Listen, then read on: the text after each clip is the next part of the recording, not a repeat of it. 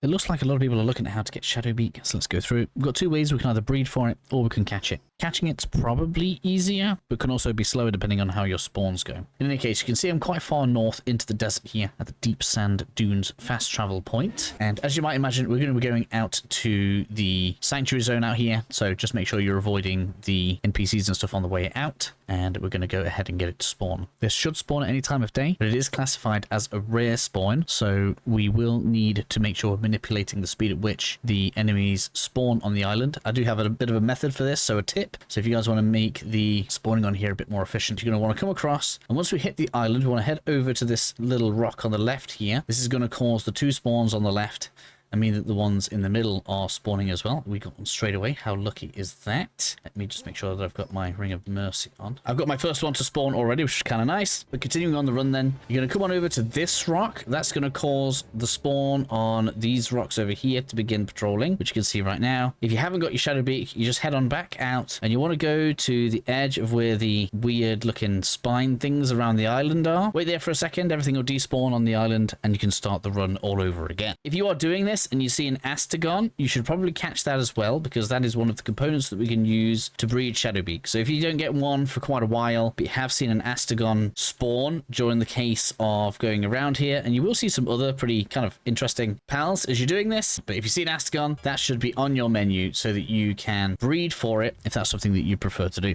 So if you prefer the idea of breeding one, which in theory could be quicker depending on how quick you can get about this, but basically what we need is a kitsun. So that means we need to come to the Free Pal Alliance tower, so to the frozen volcano top. We'll go ahead, catch one of those, and then of course we need the opposite gender astagon. So you probably want to catch a few kitsuns just so that you have both genders, because the guaranteed astagon is obviously going to take longer to respawn. So catch yourself a few kitsun, and then we can head on over to the astagon spawn. I'll show you where that is in case you don't know. So just in case you don't know, for astagon we need to make our way to Mount Obsidian midpoint. You can see right here, so we'll go ahead and do that. And I know you can see it on the map, but the cave entrance is slightly hidden, so I just want to show you where that is. You don't want to go all the way up to the top. We need to come around where all this lava is right here, and you can see it's not that obvious of a cave, doesn't have the lights or anything to show you where it is. We'll just head on in now so that we can get one caught. Go in, get on the fight, get it caught.